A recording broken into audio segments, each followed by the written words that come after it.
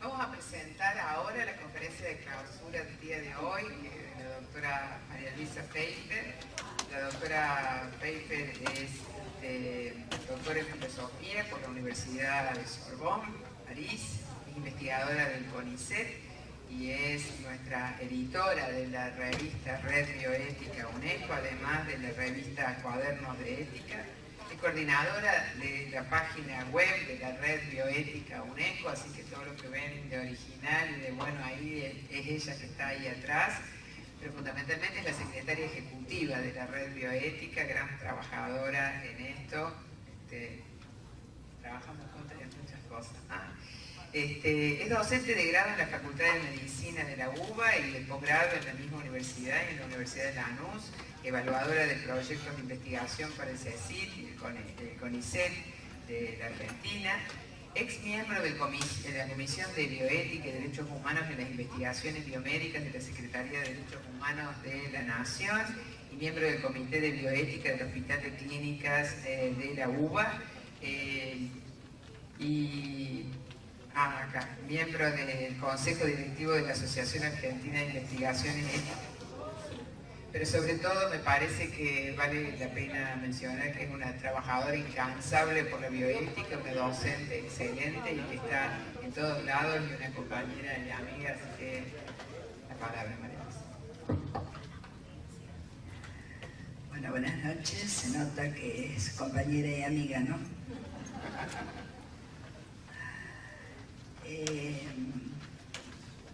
Yo voy a tomar un tema hoy que pensé en su momento cuando pensamos los temas para este congreso. Me pareció que era sumamente importante tratarlo y que no he buscado y no he encontrado esta relación entre bioética y democracia. Cuando hablamos de democracia recurrimos al concepto original de la misma, que es gobierno del demos, del pueblo. Y añadimos que ese gobierno lo ejerce un Estado que representa a ese pueblo y fue elegido por medio del voto. Las democracias son hoy representativas. ¿De quién? ¿Del pueblo? Estas dos preguntas seguro que han generado en ustedes lo mismo que generarían en cualquiera, una profunda duda, un profundo sentido de que las cosas no son como debieran ser. La sospecha que los gobiernos que representan a los pueblos no los representan realmente, sino que representan otras cosas, como poderes hegemónicos ajenos a los pueblos.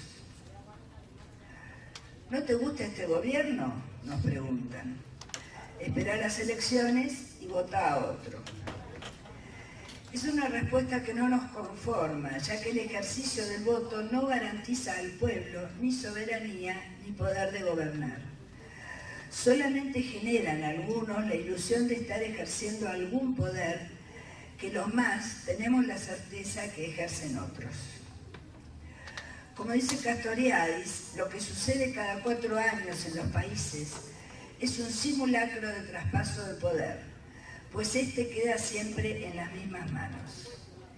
Ese poder es dinámico, cambia de cara, de nombre, de discurso, pero sus efectos son siempre los mismos.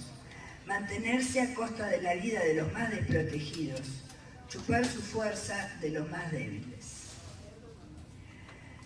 El pueblo, las masas populares que sufren necesidades, injusticia, carencias, hambre, deberían ser en una democracia la sede del poder. Sin embargo, este les es arrebatado, robado, escamoteado por lo que poseen, o bien la fuerza de las armas, o del discurso falaz, o del capital. Basta con que cada uno de ustedes piense en su país, en las protestas populares contra medidas de gobierno injustas a ojos vista, contra leyes ilegítimas que perjudican al país, a todos los que lo pueblan, uno por uno. Estamos convencidos de que en el mundo, pero más precisamente en nuestra región, solo es posible vivir éticamente respetando el valor de la vida de las personas. En un país donde exista una auténtica democracia. A esto se agrega que solo puede reconocerse que un sistema de gobierno y de vida en un país es democrático cuando sus supuestos, la igualdad, la libertad y la solidaridad, se hallan vigentes como respeto de los derechos humanos. ¿Podemos entonces hablar de democracias en países con altísimo grado de desigualdad como los latinoamericanos? Si existe desigualdad en el plano social, económico, educativo, no puede afirmarse que haya igualdad política. Es decir, que todos los que habitan un territorio gocen de los mismos derechos. Los que hacemos bioética podemos mencionar entre esos ejemplos la atención a la enfermedad, la promoción a la salud, las investigaciones biomédicas, pero también la contaminación ambiental, la educación reducida a la repetición de conocimientos funcionales al sostenimiento de sistemas injustos, gobiernos injustos, mundos injustos. ¿Quiénes deciden las políticas sanitarias de un país? Los enfermos, los sanos, los médicos, los abogados, los psicólogos, los sociólogos trabajando mancomunadamente, o legisladores y ministros cuyo compromiso con el pueblo que deben gobernar son dudosos. Y no dudosos porque sean deshonestos, sino porque ellos son educados bajo el concepto de que quien debe poseer el poder no es el pueblo, sino quien logre ser elegido por una mayoría de votos. Ser representante del pueblo se ha convertido en una carrera donde el que gana no es siempre el mejor, sino el que logra reunir mayor poder, venga de donde venga. Veamos, por ejemplo, la cuestión económica, fundamental para que una sociedad funcione. Si las discusiones sobre las medidas económicas se dan entre capitalistas keynesianos o de la Escuela de Chicago, fundada por Friedman, y de vez en cuando algún neomarxista, ¿son capaces esos economistas educados en solucionar problemas ajenos, con instrumentos ajenos, de ver la realidad de nuestros pueblos? ¿No hemos escuchado muchas veces que la igualdad debe transformarse en equidad, siguiendo teorías que vienen del mismo lugar que los profesores de las facultades de economía, y traducir esa transformación en un modo de explotación de los nativos, de los diferentes, de los pobres? La palabra de la universidad, de la academia, tal cual la conocemos, no es garantía de ser la voz del pueblo. Recordemos que en la actualidad comienza a discutirse en esas universidades la posibilidad de pensar y poner en práctica una democracia con desigualdades. ¿Qué pasa si los académicos concluyen que no todos los hombres son dignos como lo hicieron en otras épocas? ¿Nos habilitaría eso a reconocer como debidas a las desigualdades que de hecho nos afectan? ¿A aceptar que sean la matriz de nuestras relaciones? Por ese camino podemos justificar la explotación de los que menos tienen, aduciendo que de ese modo le permitimos vivir la única vida que pueden vivir debido a su origen, su educación, su peso económico, sus antecedentes históricos. Compensaríamos la explotación dándoles comida, trabajo, educación, un techo e incluso alguna vez algún feriado para que hagan una fiesta. Muchos pensarán a esta altura que es imposible que nos convenzan de esto, de que esto es justo. Y si es así, han leído poca economía política liberal. También pensarán que la propuesta de Orwell en 1984 es imposible. Sin embargo, debemos reconocer que la repetición constante de un argumento, una noticia, una idea o incluso una imagen, que vale más que 1000 ideas y 1000 palabras durante días y meses, puede llegar a cambiar una opinión, sobre todo en quienes no practican la crítica, no se informan convenientemente, creen en determinadas voces y personajes mediáticos. No es difícil que los medios de comunicación nos convenzan de que una devaluación económica es ventajosa para el país, de que la flexibilización laboral favorece a los trabajadores, que la solución económica son los préstamos de dinero del Fondo Monetario Internacional, que la medicina privada y privatizada es un sistema más ecuánime que uno público, que los recursos mineros o de combustible son eternos y su explotación genera los recursos económicos más seguros, que la guerra no tiene nada que ver con la economía, que el narcotráfico no tiene que ver con el tráfico de influencia, de personas, de divisas, que el consumo de drogas se combate apresando a los que la venden, que son necesarios el terrorismo de Estado y el espionaje ilegal a los ciudadanos, y sobre todo que la bioética no tiene nada que ver con todo esto, sino únicamente con el consentimiento informado de las personas. Los medios pueden convencernos a fuerza de repetir consignas de cualquier cosa. Y es por eso que muchas veces nos preguntamos cómo los pueblos votan en contra de sus intereses. Votan a quienes van a mantener los regímenes pseudo-democráticos corruptos y perversos que posibilitan la permanencia de los mismos en el poder. ¿Me escuchan?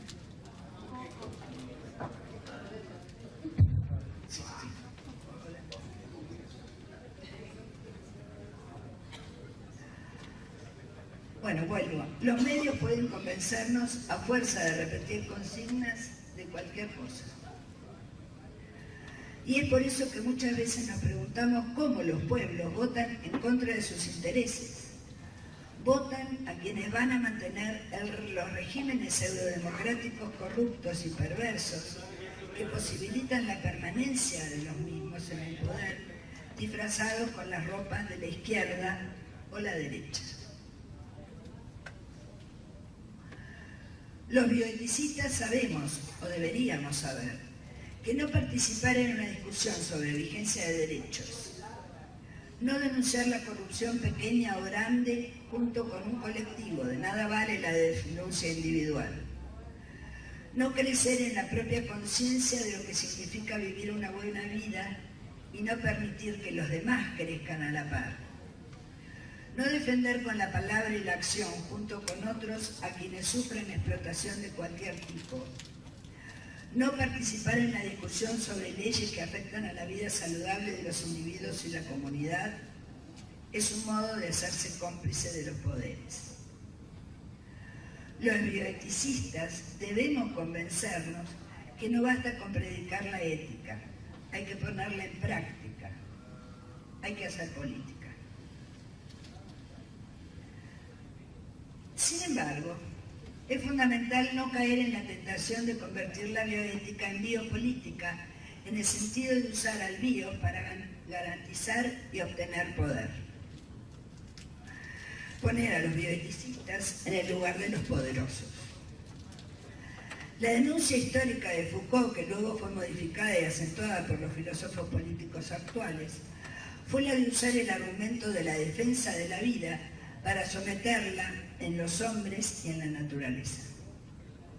Muchas veces encontramos que una aceptación acrítica de razonamientos y principios terminan siendo funcionales a esa biopolítica que, teniendo la medicina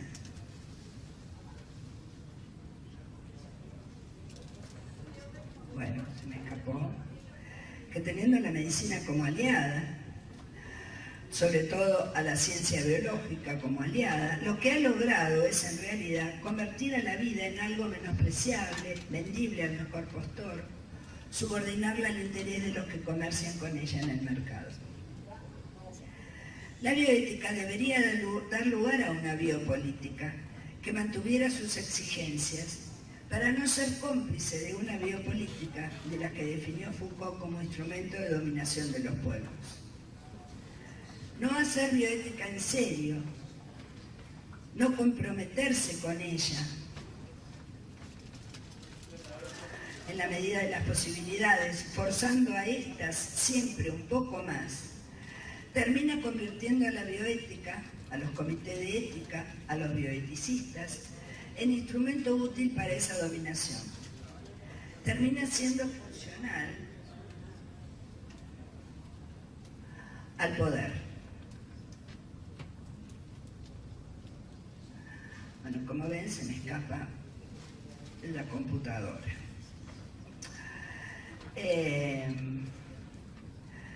A un poder que, aunque proclama en los foros defender los derechos humanos, los viola permanentemente, sobre todo manteniendo pseudodemocracias. La bioética no se ha desarrollado en una dirección que represente una contribución muy significativa para la transformación de un orden sociopolítico que resulta injusto y desigual. Denuncia la desigualdad, eso es verdad. ¿Puede hacer más que eso? Parecería que no. Es más, a veces ni siquiera eso hace, enmarañándose en cuestiones y discusiones de ética filosófica, que generalmente olvidan que el mayor dolor y sufrimiento de las personas proviene de su situación desigual, que se manifiesta no solo en las condiciones económicas, sino sobre todo en el ejercicio de la vida como proyecto. Sin educación, sin tiempo de descanso, sin salud, sin alimentación acorde a su edad, cultura, geografía, gustos, sin espacios dignos donde moverse, sin aire puro, sin agua potable, sobre todo sin tiempo libre para imaginar, desear y pelear por otra vida. No hay posibilidad de comenzar a hablar de igualdad. La igualdad no es un concepto matemático, sino todo lo contrario. Entre los hombres, lo único que iguala es la posibilidad de vivir la propia vida en el propio mundo. Los mayores eticistas de la historia, Aristóteles y Kant, afirman que no hay ética sin política. Y podemos agregar que no deberíamos permitir que hubiesen políticas sin ética. Esa debería ser la función primordial que se pusiera por delante los bioeticistas, usando para ello su vocación de consenso multidisciplinar. Esa vocación debería indicarle a la economía, a la sociología, a la medicina, a la psicología, a la ecología, al ambientalismo, al rumbo para lograr seres humanos iguales. Iguales en el derecho a proyectar un futuro marcado por el buen vivir. Sería interesante que la bioética se propusiese recuperar ese espacio donde hacer posible la igualdad, la libertad y la solidaridad, que se ocupase fundamentalmente de descubrir la trama de ese poder imposible e invisible, que no solo toma la cara de corporaciones conocidas, sino que actúa detrás de ella como dinero que corrompe, como fuerza que amenaza, como promesa que fascina, sea de manera pública o privada, religiosa o secular, legal o ilegal. Algo así vienen haciendo los comités de ética de la investigación, cuando, tomándose el trabajo en serio, desenmascaran los protocolos que solo benefician a los que ponen el capital en busca de acrecentarlo bajo la máscara de beneficiar a los enfermos. Es un pequeño ejercicio que podría multiplicarse frente a cientos de situaciones que afectan a la salud de la población, en relación con medidas económicas, financieras, ambientales, sociales, que se enmascaran tras discursos que dicen defender los derechos humanos.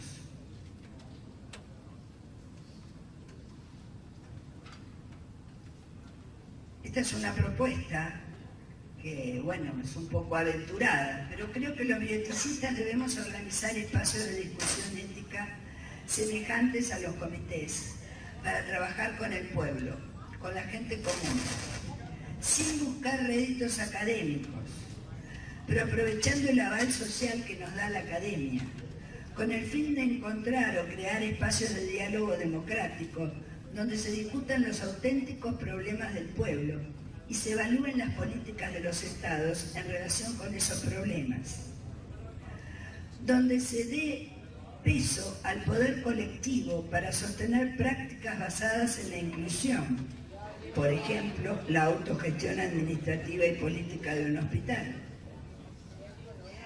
Ninguna cuestión, ni la de política internacional, ni la de macroeconomía, ni la de planificación estratégica para combatir el crimen de cualquier signo que sea, pueden ser ajenas a los intereses de la gente. Una de las obligaciones, de las responsabilidades de los que están iniciados en la exigencia ética para cualquier conducta, de los que pueden reconocer la violación de un derecho en decisiones públicas, es la de hacer participar de estos ejercicios a los que no pueden hacerlos. Tienen el deber de descubrir las tramas secretas y de exigir que todo el entramado de medidas políticas y económicas sea público. Hoy más que nunca, viendo los últimos sucesos políticos en el mundo donde las mayorías entregan el poder a manos de quienes siempre las han perjudicado, se impone recuperar aquella primera idea que hoy dio origen a la democracia, que esta es el pueblo ejerciendo la soberanía con la igualdad de todos sus miembros. No basta con proclamar la necesidad de una educación cuando ésta tiene una matriz liberal y consumista, sostenida sobre el fomento de la libertad individual que se asocia a la autonomía y la competencia para lograr la fama y el éxito. Tampoco basta con pregonar la exigencia de la libertad de expresión para medios de comunicación que están en manos de grandes trusts económicos, propiciando, lo mismo que la educación, la competencia, el éxito individual y la fama. Y menos aún confiar sin crítica previa en medidas legislativas, conociendo los procedimientos para obtener mayorías y consensos en los parlamentos. Como ven, nos dejo sin salida. Ni educación, ni legislatura, ni medios de comunicación.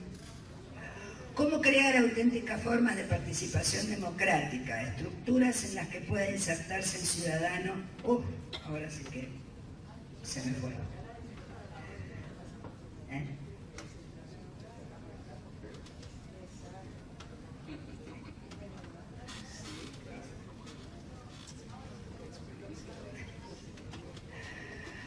Bueno, la pregunta sería esa: ¿cómo generar desde la bioética espacios donde pudiéramos participar los bioeticistas, que no somos ajenos al pueblo, no somos venidos de la estratosfera, y la gente del pueblo? ¿Cómo generar esos espacios? ¿Dónde generar esos espacios? ¿Cuál sería la posibilidad de esos espacios?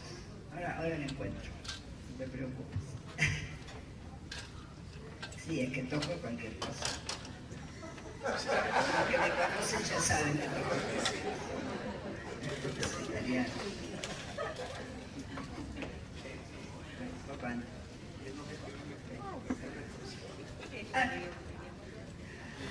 Bueno, entonces, nos estoy dejando poco espacio porque no confío ni en la educación, no sé si ustedes confían en ella. No confío en las legislaturas, tampoco sé si confían en ellas, y tampoco en actuar sobre los medios de comunicación, dando entrevistas y demás. De modo que el único medio es acercarse a la gente de alguna manera, como nos hemos acercado con los comités de ética. Los comités de ética, ¿qué han hecho? Han hecho un planteo muy interesante. Han dicho, debemos ser multidisciplinarios. ¿Qué significa eso? Que todos aquellos que se ocupan de los problemas de la gente estén presentes, pero no solo multidisciplinarios. Algo que se insiste es que haya un miembro de la comunidad. ¿Qué es un miembro de la comunidad? Alguien que represente a la comunidad. Bien, en vez de un miembro de la comunidad, pongamos 10 o 15. ¿Para qué? Para localizar los problemas, establecer cuáles son los problemas. ¿Y quiénes van a ser los que destapen el modo de tratar esos problemas que tiene el poder? ¿Quiénes van a ser? Van a ser todos estos que, de alguna manera, desde la academia, con un sentido crítico, ven todo esto. Ven cómo los poderes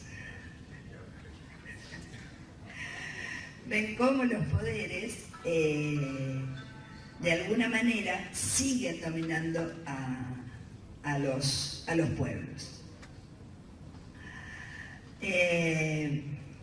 Bien, entonces, ¿dónde me había quedado? Bueno, vamos a seguir por acá. No importa. Vamos a ver a modo de conclusión. Existe un concepto importante desarrollado por Bourdieu, que es el de hábitus, que implica la construcción de la subjetividad a través de un proceso de socialización que equivale a la incorporación de esquemas de percepción, valoración y acción que no son explícitos, sino que se van asimilando gracias a símbolos e imágenes, gestos, palabras, que van en una misma dirección.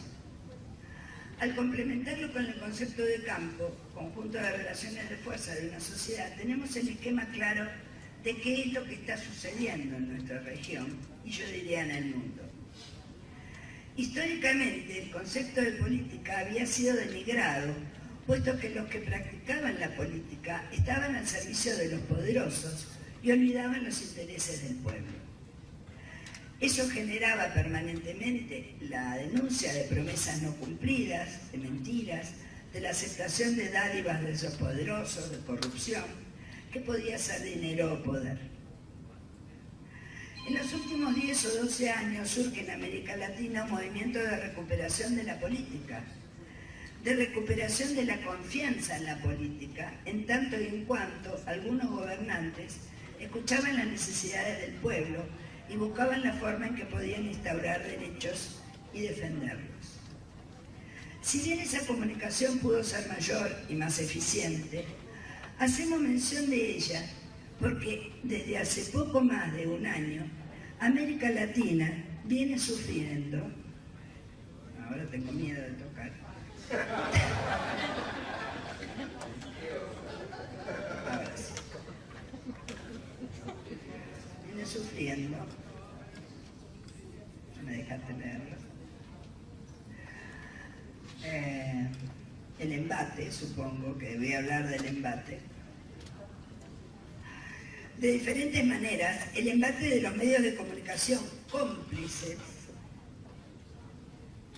grandes protagonistas actuales de la formación de ese hábitus, presentando cantidad de hechos de corrupción que ni siquiera son institucionales, aunque están asociados al poder, que pretenden recuperar la imagen del político corrupto y a partir de allí de la corrupción intrínseca de la conducta política.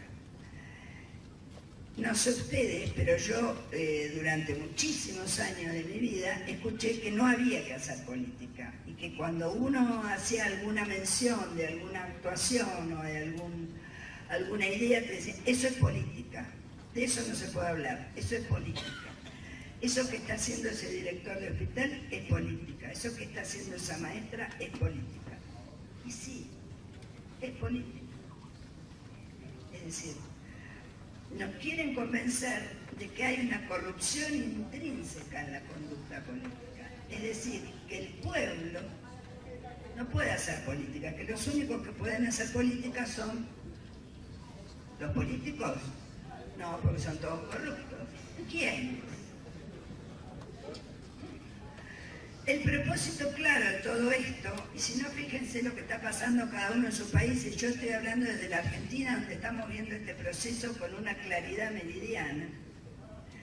El propósito claro de todo esto es dejar el ejercicio de los gobiernos con la complicidad de una ciudadanía ingenua en manos de técnicos y CEOs de empresas que confunden los países con grandes emporios comerciales. Está claro que los países convertidos en microempresas deberán aceptar la única ley promovida por las empresas, que es la de la ganancia y el lucro por encima del todo. La máscara es un pseudo discurso capitalista que dice promover la ley de la oferta y la demanda del capitalismo libre de mercado, que promueve la competencia, ni siquiera existe eso.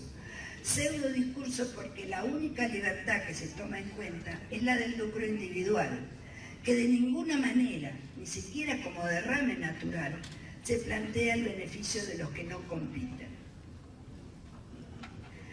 Quiero mencionar nuevamente que no acepto la educación como la respuesta que suele proponerse. En tanto y en cuanto la educación responde al mismo proceso de socialización, ayudando a la incorporación de esquemas de percepción, de valoración y de acción, al hábitus de que hablaba Bourdieu. Piensen que cuando en la educación se habla de democracia, de lo que se habla es del voto. Vamos a lograr la democracia votando.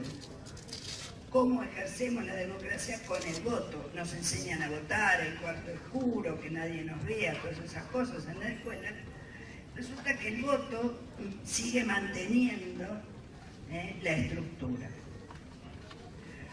El voto,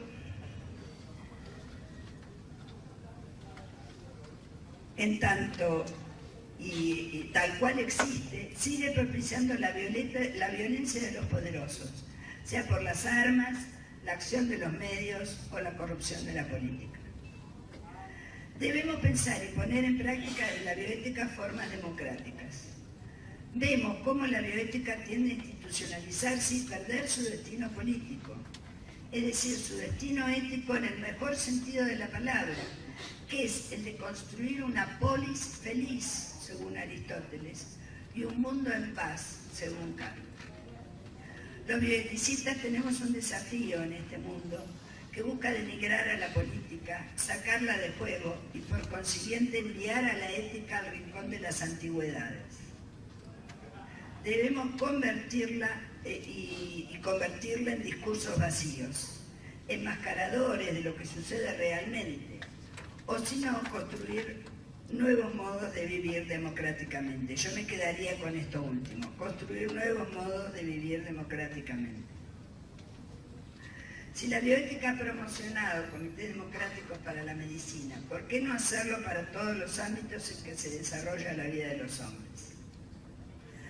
La democracia es la forma de gobierno que puede ser considerada una forma de vida que exige como condición necesaria la igualdad. Si la bioética, es decir, los bioeticistas, debe promover la igualdad entre los seres humanos, generar prácticas democráticas en diferentes comités de ética es un modo de hacer bioética. La ética debe ser el hábitus que la bioética promueva, un hábitus donde el ejercicio de la política, una auténtica política comprometida con los derechos humanos, sea su horizonte, que se atreva a replantear la legitimidad de los sistemas democráticos y a afirmar que ninguna democracia fáctica es legítima, a menos que sea capaz de tener en cuenta los intereses de todos los seres humanos, tanto presentes como futuros.